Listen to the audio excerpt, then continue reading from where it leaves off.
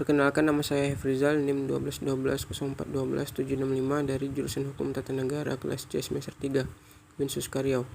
Ingin mereview buku yang berjudul Islam dan Kebudayaan Melayu Nusantara dari Dr. Muhammad Asyubli, SHI, MSI. Bab 4 tentang kepribadian orang Melayu.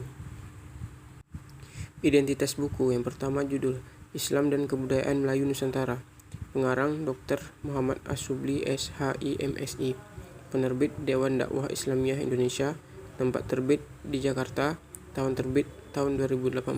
Tebal buku 320 halaman, terdiri dari 8 bab. Bab 4. Kepribadian orang Melayu. Orang Melayu mengaku identitas kepribadiannya yang utama adalah adat istiadat Melayu, bahasa Melayu, dan agama Islam. Dengan demikian, seseorang yang mengaku dirinya orang Melayu harus beradat istiadat Melayu, berbahasa Melayu, dan beragama Islam. 3 ciri utama kepribadian orang Melayu tersebut yang menjadi pondasi pokok adalah agama Islam. Karena agama Islam menjadi sumber adat istiadat Melayu, kepribadian orang Melayu dibentuk oleh adat istiadat Melayu dan agama Islam. Kedua unsur inilah yang paling dominan dalam membentuk kepribadian orang Melayu. Ciri-ciri kepribadian orang Melayu tersebut terjelma dalam cara setiap orang berpikir, bersikap, dan bertingkah laku. Beberapa jumlah kepribadian orang Melayu yang penulis himpun sebagai nilai utama budi orang Melayu itu sendiri. Yang pertama adalah amanah. Amanah adalah suatu tanggung jawab dan kewajiban yang besar yang diemban oleh manusia dalam kehidupan. Manusia adalah hamba yang Allah adakan setelah sebelumnya tidak ada. Lalu Allah berikan kepada mereka amanah dan manusia menerimanya. Sifat amanah sangat dijunjung tinggi oleh orang Melayu. Orang tua-tua Melayu mengatakan bahwa sifat amanah mencerminkan iman dan takwa, mencerminkan sikap terpercaya. 2. Keterbukaan.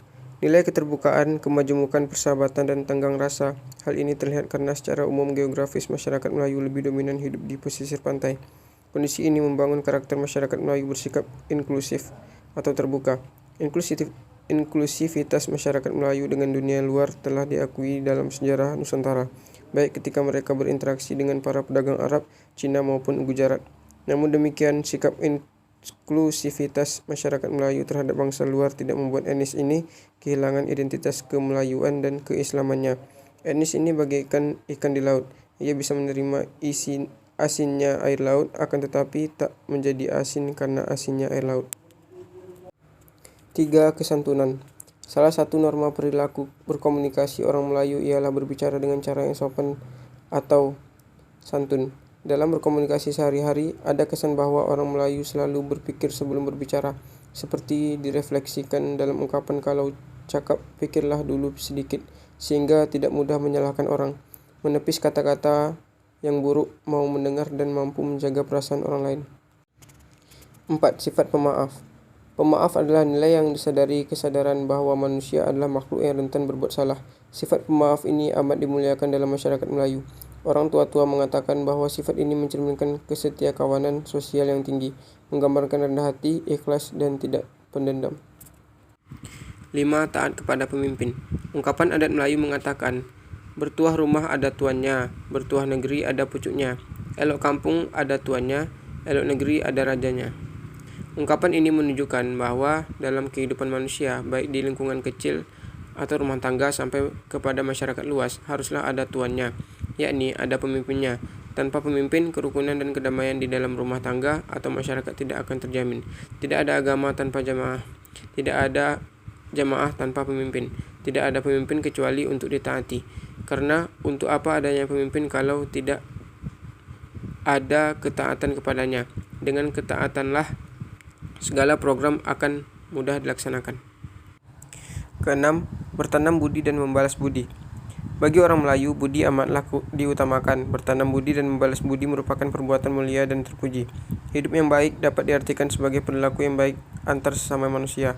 Artinya, tujuan hidup adalah saling membantu, berbuat kebaikan, memberikan manfaat satu sama lain, memberikan kegembiraan satu sama yang lainnya, serta saling mendorong satu sama yang lainnya untuk tumbuh. Perbuatan semacam ini dalam etika orang Melayu disebut sebagai perbuatan berbudi. 7. Nilai bertimbang rasa atau empati, toleransi, dan solidaritas. Bertimbang rasa atau empati, toleransi, dan solidaritas. Sebagai etnik yang mementingkan perasaan, masyarakat Melayu dengan berbagai ungkapan dan peribahasa sangat menjunjung tinggi nilai ini. Nilai pertimbangan Nilai bertimbang rasa ini memiliki definisi yang luas, mencakup tenggang rasa, toleransi, dan solidaritas. Empati atau tenggang rasa diartikan sebagai kemampuan merasakan posisi dan situasi orang lain, sedangkan toleransi adalah penghormatan pada cara pandang atau kepercayaan orang lain dan membiarkan mereka melaksanakan apa yang mereka yakini. Sedangkan solidaritas diartikan sebagai sifat satu rasa atau setia kawan. Orang yang solider bisa berempati dengan kesulitan atau penderitaan orang lain. 8. Kerjasama atau ta'awun. Bagi orang Melayu, kerjasama sudah menjadi adat keseluruhan sistem nilai. Norma dan aturan hidup orang Melayu diatur berdasarkan prinsip bekerja sama. Itu sebabnya tidak ada satu pun nilai atau norma hidup orang Melayu yang tidak disentuh oleh prinsip kerjasama. 9. Pantang membuka aib orang. Larangan membuka aib orang lain dalam masyarakat Melayu pada dasarnya berakar pada kepercayaan bahwa untuk menjaga harmoni sosial setiap orang harus saling menjaga harga diri satu dengan yang lainnya.